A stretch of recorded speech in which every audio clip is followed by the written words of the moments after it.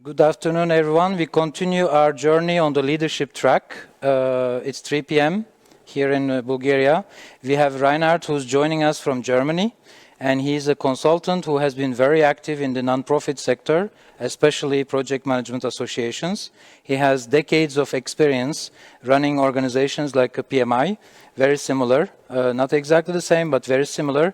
In the context of our event this week, we are talking about the project economy. But economy is not only economy, it is part of the society.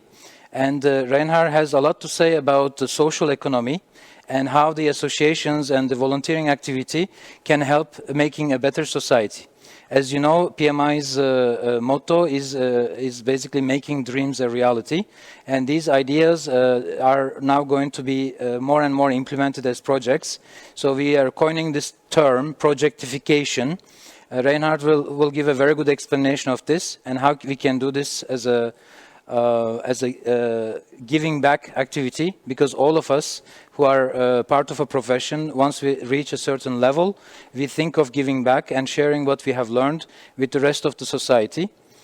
Reinhard, please, a few words about yourself first and what you have been doing in this last 20 years and what you have learned. And then, of course, please draw some lessons on leadership skills that people can apply from their corporate activities into the social economy. Thank you, Reinhard.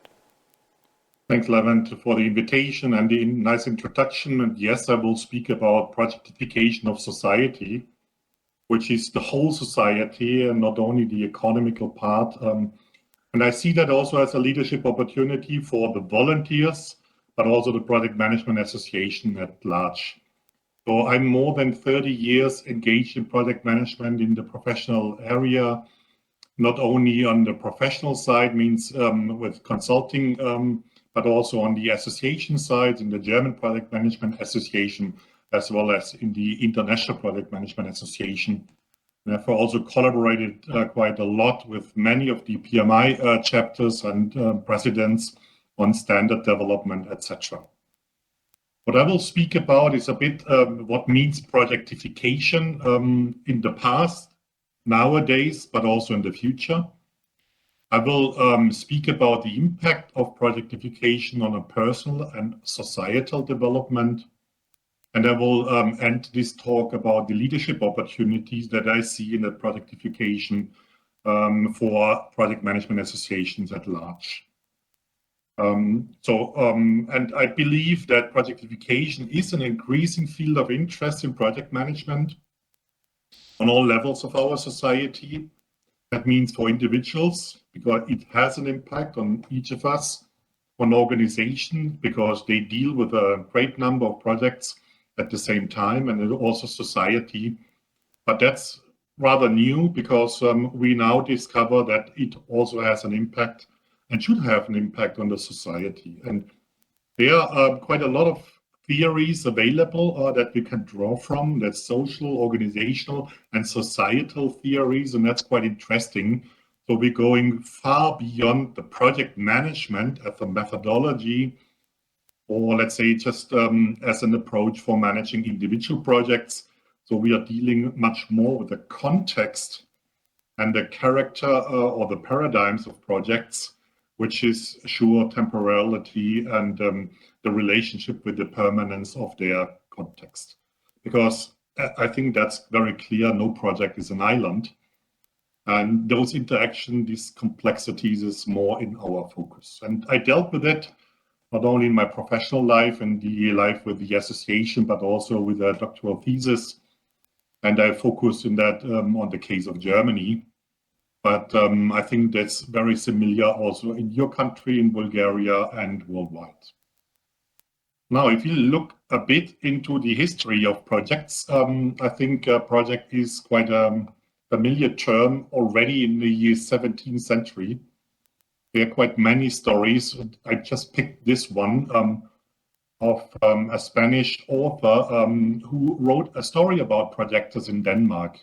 It's more rather a comedy, but it also shows a bit the people aspect of doing projects, and he called those people projectors. And you see some of the words I highlighted here. That was not such a profession as we think nowadays of we are very proud to be project managers.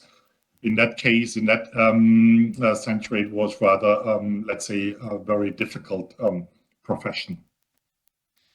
If we look further, also Daniel Defoe, he published a book in the late 17th century, and he labeled that 17th century, by the way, as a projectified century. And he was writing about projects for the development of society. So, for example, improving the health system in the United Kingdom. He sure also wrote about trade, being a merchant. And as you know, he also stranded as a small island. And 8 years later, after that book, he wrote Robinson Crusoe. So, so because he also believed that those people doing projects, he called them also projectors, are very special people. They are doing their best to help society, to help other people to develop. And he said there are three key competences that are very important for those projectors. And the first one is just use common sense. Second one is honesty. And the third one, which is also nowadays very important, is the term ingenuity. Because he also saw that there are many challenges that this individual, which he called projector, needs to deal with. So these were very special people. You could call them heroes. He could also call them in a very different term. So they were very skilled people, very daring people that moved something forward. And in Germany, they picked a Bavarian painter. He painted this painting that you see on the right. He called that the project maker. If you see that, the balloon is not connected to this where the projector is standing at. And he ended describing that picture with God and the devil. Heaven and hell seem to meet in this person of this project maker. So you see this ancient picture of that there are specific people doing projects which nobody else dares to do, but it's all for the sake of the society and improvement and betterment of the society. So that's the past of that development. And then we continue in the 1950s, project management as a concept, also as a methodology, was developed mainly in the United States, mainly in the aerospace and defense sector, mainly building on operations research, which is a mathematical approach to problem solving. So we inherited a quite significant process approach to doing projects, to manage projects, but also network planning techniques, PERT diagrams, Gantt charts, critical path methods, and all these, let's say, very mechanistic approaches to projects. People were not considered as a key factor in that era. And also, if you look into the first guide of project management, the body of knowledge that was published first as a special standards edition in 1983, and later as the first PMBOK guide in 1996. I think this is also shown in that way project management is described as a standard way of managing one individual project, which was very much process-oriented. Nowadays, we see projects are much more than just processes or a mechanistic approach. Nowadays, we struggle with politics in projects. We see that we have a lot of interests engaged in those projects, that may be from external stakeholders, that may be from internal stakeholders, maybe ourselves, with expectation and interests and so on. So projects are also typically very social processes, because we need to integrate people, we need to make them understand what is the purpose of it. We may convince them about the way we do the project, and at the end, the project is also for the people. and at least it affects people. So I think that's very important to also consider the soft side of project management. And this is what we experienced in the last, let's say, 20 years, that the soft side of project management is getting more and more important and more dealt with also in the standards now. If you look into the new PMP qualification and also certification, I think it has much more space than it was in the past, let's say, 20 years. And what is also very important, that change aspects of projects are more in the focus nowadays, change and transformation. And that's not only on the individual side, so that we need to change our behavior, but it's also on an organization level. And I would also argue it's more towards the society. So on the greater picture, so that we see that also the society is changing in that regard. So project management projects is much more than just, let's say, mechanistic processes. It's dealing with people, it's for people, it is social processes, and I think that's very important to remember. Christoph Mietler, in the early 1990s, he published his work on how is project management changing an organization like Renault. And he was doing quite a long-term observations at Renault, the French car manufacturer. And he saw a big increase of the number of projects and the importance of projects. And he labeled that development projectification, French word projectification. And he did not only mean that it's just only the number is bigger at Renault, but it also has a change aspect with it, because the organization is transforming. So from a matrix project organization to specialized functions like a PMO or several PMOs, that the PM was empowered and is what more reporting to the senior management and getting more authority rights in the project. So the increasing number of projects and their importance is also driving that organizational change towards more project orientation. And he called that process projectification. And that's not only for organizations that they deal with more innovation, they are organizing co-creation processes, etc., etc. So this is why this term projectification is now basically used for all that processes of the increasing number of projects on organizational level, but also societal level that we see. And if you look at the industry, like, for example, the automotive industry, then it's very apparent that the automotive industry is very much projectified. From the very starts in the late 19th century, where just like pioneers like Daimler or Horch or others, they just developed breakthrough products, but on a very limited scale. They were pioneers, they did some kind of projects, maybe in the garage with some affiliates, but at the end it was just very limited endeavor. The big breakthrough also of project management was then in the industrialization of that industry, because mass production brought, let's say, the demand for very efficient processes and approaches and tools. So that was also the time in the early 20th century when Frederick Taylor and also Henry Gantt helped to optimize that production processes and develop methods and approaches doing so. So the focus was on efficiency.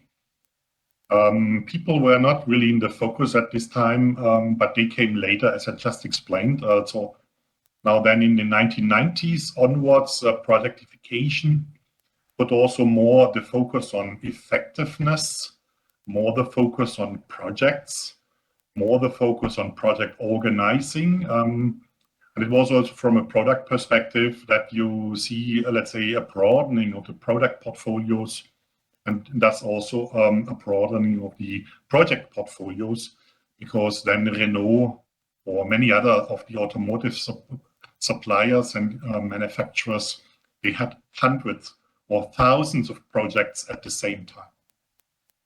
Nowadays, and I'm working very closely with big car manufacturers here in Germany, There's a lot of agile approaches. There's a lot of disruption, a lot of new technology, a lot of software. And it, again, means a lot of projects that are being performed. But they are not only within one company. So nowadays, it's more co-creative networks. You have, let's say, VW working together with Microsoft, with many suppliers, doing software or electric cars or the infrastructure for the automotive industry. So there's a lot of change going on, and that also, again, changes the organizations to become more, let's say, projectified, more project-oriented. And that is a big change for many of those organizations.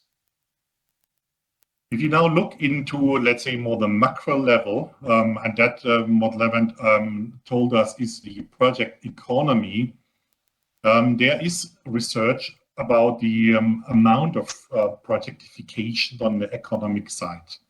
In Germany, the German Project Management Association did a survey. It was published in 2015. It was performed in 2013 already. And already at that time, the German industry was very much projectified. So what you see here as a number is the share of projectified work of the whole work, the total economy, the total GDP of Germany.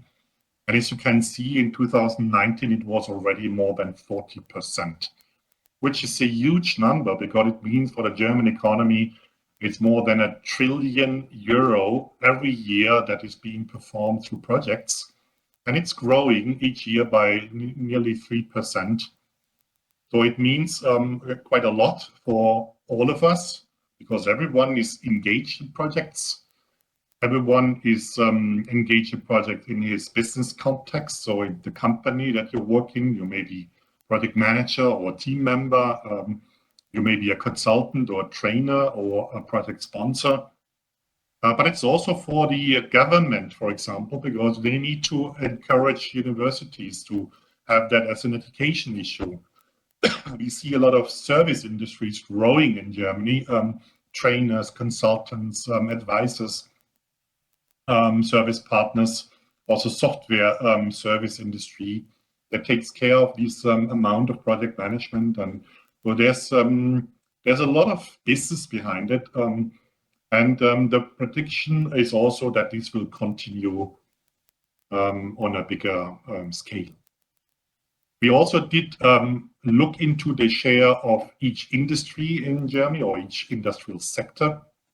And what is quite interesting in the German industry or economy, that, for example, production, so the producing industry like automotive, is very advanced. So they are already now nearly 50% of their share is done through projects. But in public administration, those organizations are really lagging behind. And this is why also we see in Germany quite significant number of projects failing in the public sector, like maybe the Berlin airport. Also now, if you look into these vaccination issues that we have with COVID-19, BioNTech, a small startup, developed this, what we now call the Pfizer vaccine, but it was developed by a startup in Germany very fast. But the delivery of that and the logistics was done by the public administration that was not really performing. So we have really a need for improving project management, especially in the public administration sector here in Germany.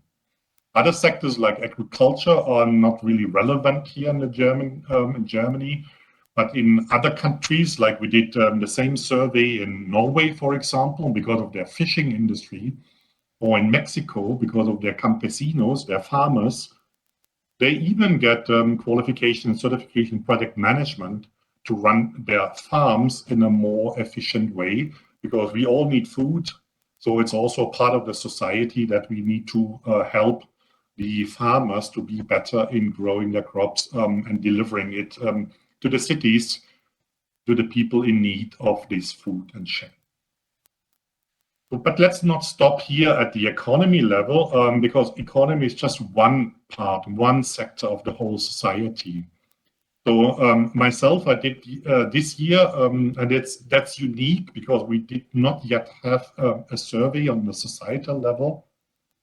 So I expanded that view in Germany to look at the degree of projectification on society in Germany, as you can see 5 years back and this year and in 5 years. So the degree of projectification grows. So it's continuing to grow. And if you see far ahead in Germany is the economy. So the business world, the, let's say, for-profit world is way advanced in this kind of projectification process. But if you look now on the right, the lower right also, you see that public administration is significantly lagging behind. Leisure and sports, arts and culture is lagging behind. And the civic engagement means in the community work, the social enterprises, the private initiatives of people, that's also lagging behind. So there's a big gap between the profit world and the non-profit world or the public administration world. And I think that's something that we should take care of. But I think that's not only in Germany, I think that's in many other countries, the same thing. And if you want to be successful from a society level, if we now deal with the pandemic, if we deal with the climate crisis, if we deal with migration issues, etc., and poverty, etc., I think we need to make all the other sectors that you see here on the very right to catch up with what is already done in the economy part. So we should not stop with our product management and professionalization in the economy sector, but we should help the whole society to catch up. And just a view into the future, because there is some literature also giving a perspective ahead of us, looking into the future. One is from Rolf Lundin, a Swede, good friend of mine. He published a book, Managing and Working in Project Society. And he looked also into the challenges that we may see and also the changes on the organizational side, so that we see also that there's a greater demand on institutional changes. A Dane, Anders Fogh Jensen, he's a philosopher. He said that in the future, we all will work with project. So he is also predicting that it will be a projectification of everything. So everybody will work on everything like in a project. So projects are a dominant way of organizing our activities. He said that's especially in the contemporary Western society, but my talks also in Asia and also Latin America, I believe it's a worldwide phenomenon that we see. And projects he labeled is a way of building up organizational structure with more autonomous activity spaces. So he's saying it's people interacting in a temporary arrangement, connecting, working in a network arrangement. And so it's also a way of acting out what we as humans want to do. There's also a very interesting book that I would really recommend you to read. It's the left one here. It's from Batalski and Capello. They are from sociology and also psychology. And it's a bit a look ahead into what kind of societies or what will our society look like. And they have 7 types of society that they are describing. And one is the projective city. That's a project society. And they are describing that everything what we do in our society is, it's let's say an interaction, which is projects, which is collaboration. And the project heads, they call them project heads. We would call them project managers, but here they are labeled like project heads. They are the ones that moderate those interactions, that moderate and facilitate the interlinkages between the people. And so networks constitute, stay together for a while, and then dissolve, and then reassemble in a new, different way. And the project heads are mediating this kind of collaboration. And I think that's a very interesting picture, so that projects are routine, the routine interaction that we as human beings will have in the future. And they are just normal. So from the morning to the evening, every day throughout our life. So you could see our whole life as being projectified. And I don't want to talk about quite a lot about artificial intelligence, but that will also intermingle into this kind of interaction. It may be a support for project management, but not replacing that what I've shown as a scenario of interactions. Now, what does that mean for our personal and our societal development? So now I have shown a picture of projects that is not just how do we manage a single project, or not only a project that is striving for, let's say, a tangible project deliverable that is for a business project economy or so. No, projects are forms of an organization, a temporary organization where people meet and come together. It's a creative space where people work together, share their experiences. They are motivated to involve themselves. But again, projects are limited, so limited in space and time, and so people work together for a very limited period of time, and then they go to the next constellation, to the next project. So it's people are a bit like nomads that walk from one waterhole to the other, like it's written in the last bullet here. Always striving for getting things done, doing something special. So it is very, let's say, interactive. It is something where people work together with other people. So it's also interesting. It's co-creative. It is something where people can also act out their own desires, their own, let's say, ideas, their own competences, and so on. So it's a very different view on projects. Not an instrumental, not a technical process, but something quite, let's say, social. And what does that mean for us? I'm working since many years on this metaphor of the journey of a hero. And maybe I explain a bit the background of that journey of a hero, because Joseph Campbell, he had published a book, The 1,000 Faces of a Hero, which is, let's say, all our stories that we hear since thousands of years in the native communities, but nowadays also in the Hollywood movies. We hear it in the Greek mythology, like the Odyssey, or Lord of the Rings now in Hollywood movie. And it's always the same, let's say, life cycle. It's the same development path that we go through. And it starts in the known world where we get a call. Someone is calling us to go for an adventure, to do something, to go to the unknown world, like Christopher Columbus was called to discover India. At least he thought that he would discover India.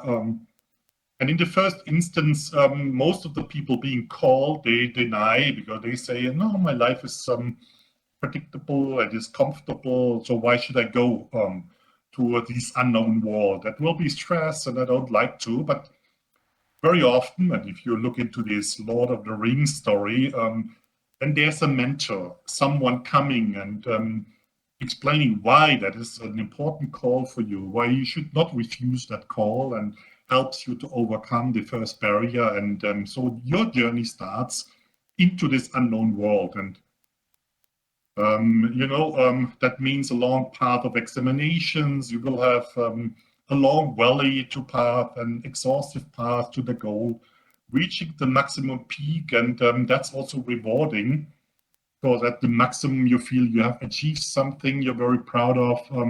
You may also get a recognition, but then I think, personally, my experience is then the most difficult part starts, because it means that you need to return to the renewed, or what you think is still the old world. And if you remember the story of Odyssey, as or when he returned back home, everything changed.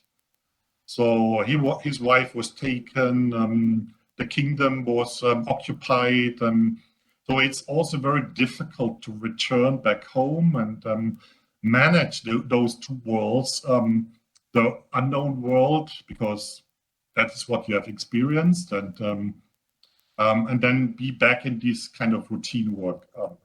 Why do I explain all this? Because it's the project life cycle.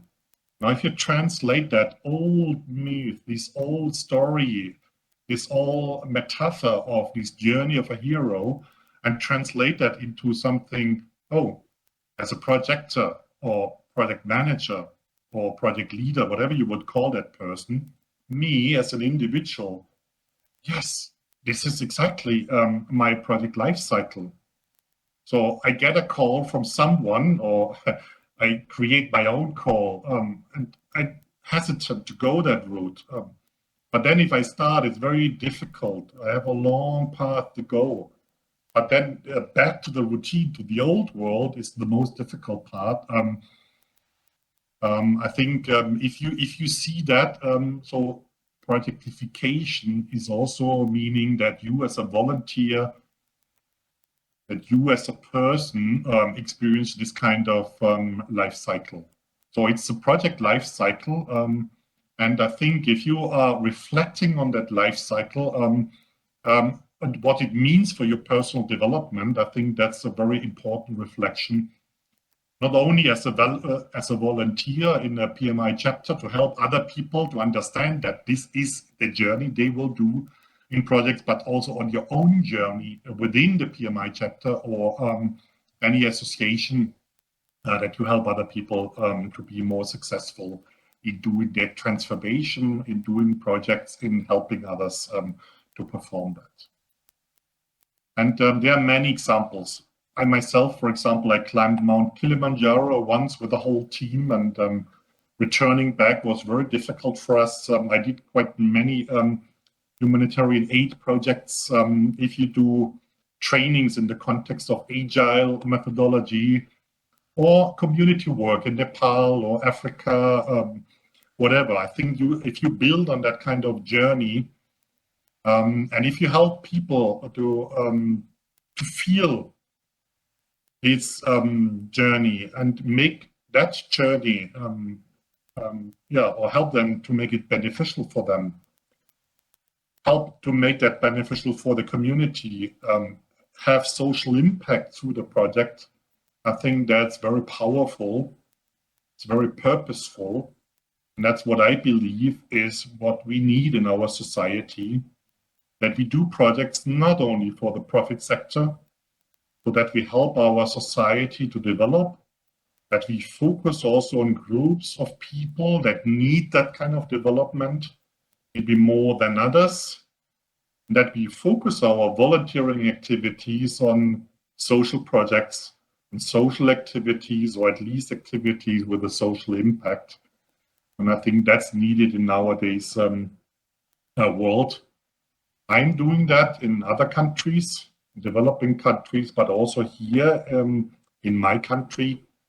Just one example, so when in 2015 we had this influx of migrants from Syria, more than 1 million people were coming to Germany in the year of 2015. We, as a German Project Management Association, we helped our communities, our municipalities, and even our governments on the state level and also governmental level to organize activities like integrating refugees in the community, having them to have shelter, learning the language, integrating them in the professional life, for jobs, the education that was needed for that. So I think we as an association, as volunteers, can also do that in our direct proximity or community and help doing projects with our skills, with our capabilities, doing projects with a social impact. And you may consider that also in your context and just see, I think there's a great demand of our capabilities of helping the society in doing this. But I also like to mention that there's a beauty and a beast behind this projectification. The beauty, so it means the positive side of projectification, we can respond flexibly to the changes in our context. So if there's a new challenge, like we had floodings this year here in Germany, so we can respond and organize relief or rebuilding activities and so on. It's helping us to be innovative. It's helping us to self-actualize. It's good for us on a personal level because it's attractive. It's a possibility of doing an energetic own life. It's networking opportunity.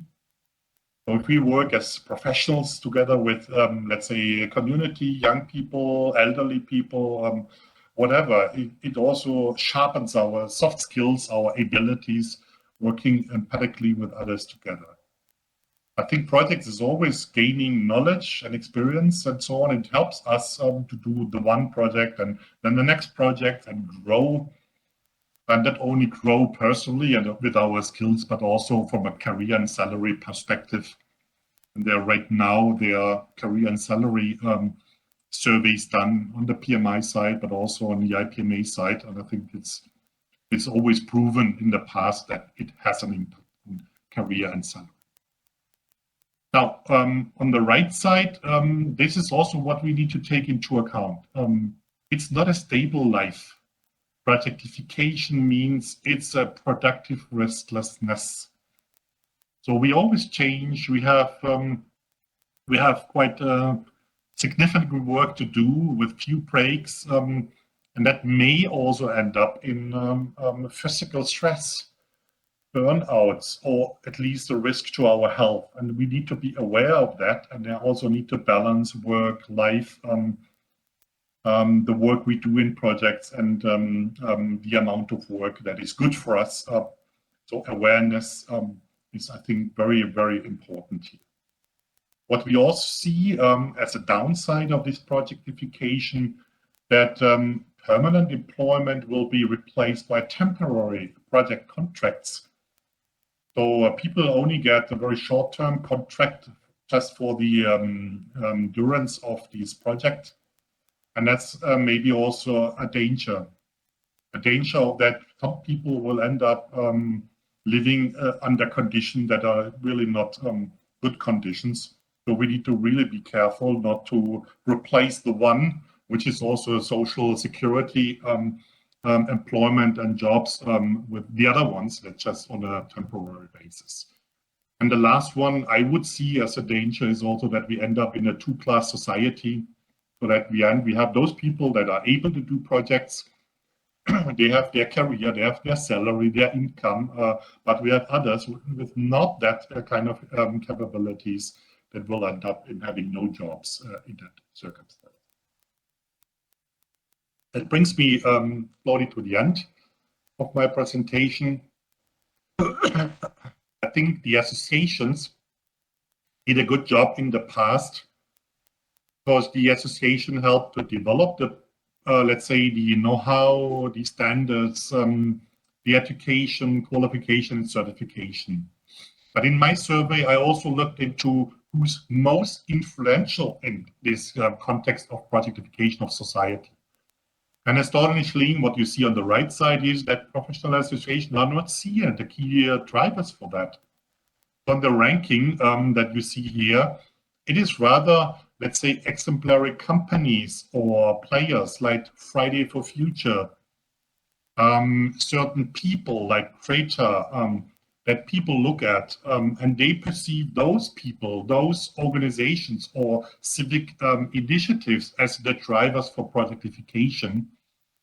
And also service providers are maybe someone. So I would argue, and I'm arguing here also from the German perspective, that the German Project Management Association and PMI chapters should more focus on, let's say, telling the stories of good projects, of projects with social impact, supporting civic initiatives, helping initiatives like Fridays for Future or like disaster relief or organizations or migrant initiatives or whatever you have in your communities to help them to deploy project management, to learn about our capabilities, use them in their context. And I think that is what I would argue a project management association should do much more. In my research, and I'm not going into detail here, is that especially on the cultural cognitive side, explaining why do we do projects, in which way do projects really contribute to the good of society, and also giving, let's say, the cognitive capabilities to the people engaged on the societal level. That is what the project management associations and all the volunteers should focus more than we did in the past. And that's good for us as volunteers as well, because it helps us also to learn what is the demand. And I have just listed a few examples here. What we do, for example, is here helping kids and juniors, even from the secondary school level, also to learn about projects and project management. We have support activities for disaster relief and reconstruction. So there's a lot to do. And you as a volunteer in your chapter and beyond that chapter can contribute to that good cause, the societal cause. So that's my plea. That's my call to action. Do not stand still in your business environment. You as a volunteer engage. As a volunteer, you can help society to tackle those challenges that we have right now. There are quite many right now, and there will be more. So help us to move the society forward. I think that needs your energy, the association's energy, and projects and project management, which with a sustainable social impact. So that's my call to action. And now I'm open for your questions. Thank you for your interest so far. Back to you, Levent.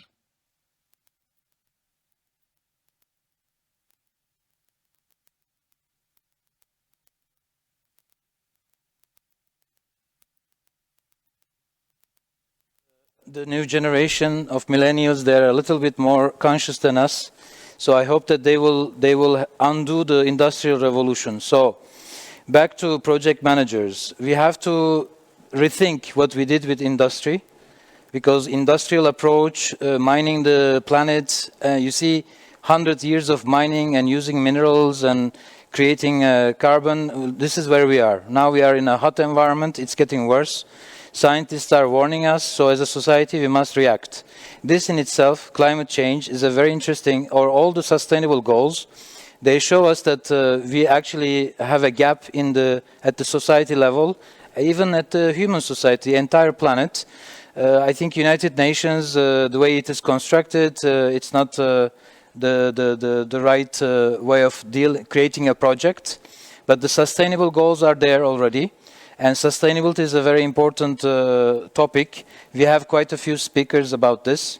And actually, we would like the project managers to get out of the let's say, the economic world and look deeper into the social world, where there are actually a lot of potential projects where they can be involved and apply their skills. Now, we talk of PMI 4.0. We talk about economy 4.0. Basically 4.0 somehow refers to, or 3.0 refers to a digital transformation. But then last 2 years we were talking about digital disruption. So the society was becoming more digital. I call this the Homo Digitalis. And basically we were just looking at the young generation, let's say oversharing on social media, and this was, let's say, not something that was seen as the beginning of a disruption, right? So media, we are losing the media. Media has to renew itself. Media has been a very important way of mass communication and mass ideology. Now, from an ideological point of view, we are just 1 million project managers. PMI has 1 million certified people and 600,000 active members in 300 chapters. So, if you start a conversation, and actually our vision with this conference was to start something like the United Nations of PMI chapters, so that we can talk to each other, we can bring the local agendas to a global level, and maybe a little bit bottoms up, and in an interconnected way, we could actually create a new agenda. What can we do as project managers? Do you have an answer for this? Yeah, you said we need to overcome industry, the industrial world. I would rather say we as project managers can also change the industrial world, the economic world. So it's not either or. I think we need to be responsible towards nature, towards society, more responsible than we were in the past. So that's one thing. But what we have learned and really successfully applied in the industrial world, we now can also apply to the challenge that we see in the society. And I spoke here about society, but there's no limitation because nature and society, this is one thing. So you mentioned these 17 SDGs. So that's all together. But what is our strength? And I would start here. We are good at organizing things, getting things done, solving problems, helping other people to solve problems. And that is what we should apply to the good of society, to the good of nature, to the good of the 17 SDGs. So that's my plea, that what we have learned in the industry now should be applied to the whole society and the nature and be utilized here. So that's my call for action. I think that's not excluding each other. But there are things we can do. I think PMI has released a new strategy. We should look deeper into this to identify what we can do as a body of association, a global one. I think is quite powerful. So we need to find ways of contributing, let's say, to society's projects more than the business. Obviously, we can always do this with a bit of volunteering time. In your study, do you see any strong evidence for the impact of volunteer organizations? Typically, they are working in business, they have a daytime job, but either during a long period like summer in the year or every week a few hours, people are actually trying to do this. I'm also part of 1% kind of movements where 1% of the capital, 1% of the employee time, and 1% of the product can be given back to those activists like NGOs and help them achieve better. Do you think the current, I mean, I don't know how much you are aware, but PMI has actually launched quite a few campaigns recently so that we can donate some hours. You know, at the end of the day, the most valuable thing is our workforce. Do you think 1 or 2 hours a week can solve the problem? And what are the challenges according to your survey? Yeah. So in my survey, what we see that our efforts of the association, the volunteers in the industry has been very successful because industry is quite ahead of the crowd. What I do not really see right now, in my country at least, but also in other countries, that there's enough time spent on the other sectors of the society. I see very individual or single endeavors, like PM for development or project managers without frontiers. We have in IPMA this kind of coaching for development, where you have some individuals doing some activities, but it's not a movement. It's not a, let's say, like Fridays for Future. So very frankly, I would like to see kind of a Fridays for Future in the area of project management, where people like all our volunteers, you mentioned those numbers with PMI, would every Friday do something for the society, spend at least 1, 2, or 3 hours per week for the good of society. And then we would help the society and also they would much more learn about our profession, about project management, and that again will help them to organize better what they are doing in the form of projects. So it could be a cross-fertilization between those two sectors. And we are the intermediators, like I mentioned on one of my slides, that we are facilitating, that we are incubators as project managers. Thank you so much. If you don't have any questions from the audience, what would you say to our project managers in the next, let's say, 1 year, 2 years? How can they be involved in the projectization of the society? Would you recommend them to look into, let's say, some kind of selection of causes? You know, there is always quite famous NGOs. If you want to help nature, if you want to help equality, if you want to help violence in society, basically, what do you think, in which area a project manager's skills will be most valuable? I don't think that is a specific area where they should engage. I would just start doing something. And I think that's my plea. Just look around in your community. And in my home city, it's a very small city here in Bavaria, I identified quite a significant number of initiatives that are worth supporting, which I do. And if you look, let's say, have a wider circle in your state, then you identify hundreds of initiatives that are worth supporting. It can be environmental, it can be social community, it can be supporting elderly people. So I think it doesn't matter what it is actually, just help and do, and through that you learn how it works. And I think you're drawn into that volunteering. I have one recommendation. In my past, as a consultant, I worked in serving corporations, but I always made sure that I would also spend 10, 20, 30%. Even my presence here is a volunteer activity, so it's a way of giving back. I don't just work for money, you know. I can also work for organizing this conference, creating communities. One of the things that I recommend is not always look for the most global, or let's say look for a label like a global initiative such as, you know, saving the planet.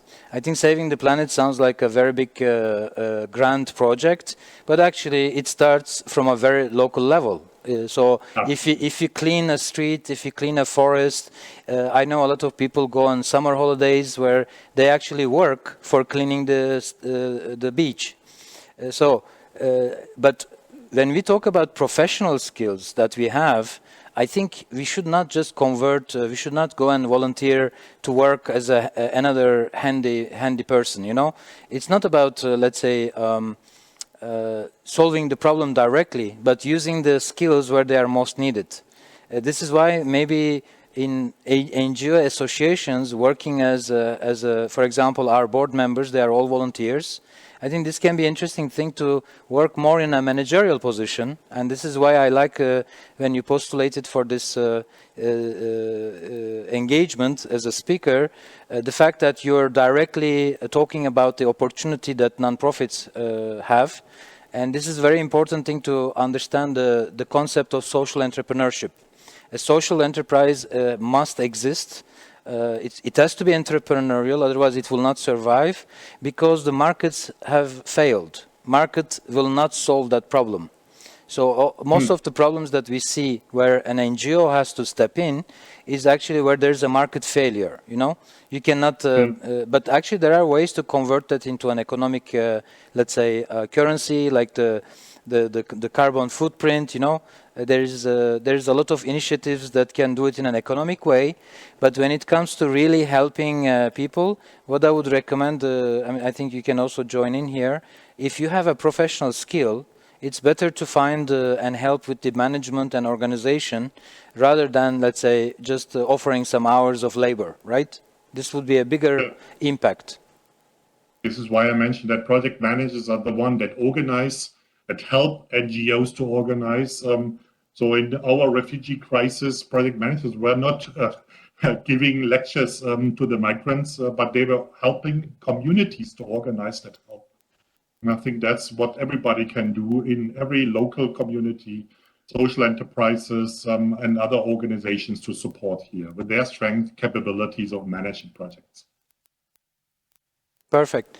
Thank you so much. And as a good project manager, let's wrap this up before the last minute. So we have 4 minutes to go. If you would like to use those 4 minutes, we can maybe touch on some of the other subjects, or we can also leave early, as you wish. My plea again would be the call for action. Every project manager on this planet should put him or herself in front of the, let's say, demand that we have in our society, and volunteer through his own chapter or associations for a good cause of society. I think whether it's anti-violence or helping migrants, whatever it is, I think bring yourself into that possibility, because it also helps you to grow.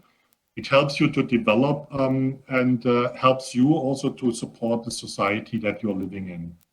And so project management is for the good of society. That's the key message. Thank you so much. I think most of our audience, they are very sensitive and responsible and engaged in terms of volunteering. And those of them that are not, they are still part of organizations that also sponsor and support most of our actually attendees. We have 500 attendees today, I think. They actually work for companies who have also very formal ways of contributing to those goals, and they internally organize. This is another thing about the corporations. They have the power to create an internal market for this. They encourage their employees. I think this is a message also to corporations. We thank them actually, because once you pay an employee salary, after that, in a way, you are responsible for how that time, because in a way, the company buys the 40 hours of worker, right? And after that, if they use that for the society, that's also very impactful and helpful. So we actually thank now not only the NGOs, but also corporations with their sustainability and corporate social programs that contribute to the society. Absolutely. Thank you so much. And please, Reinhard, let's stay connected. We will continue our conversations, because leadership I think is never ending. We always have to find a way to just convert all the challenges that come our way into opportunities. So I hope that we will stay in touch, and we will connect again. Thank you. Have a great day. Thank you, and happy projects. Thank you. Bye-bye. Bye.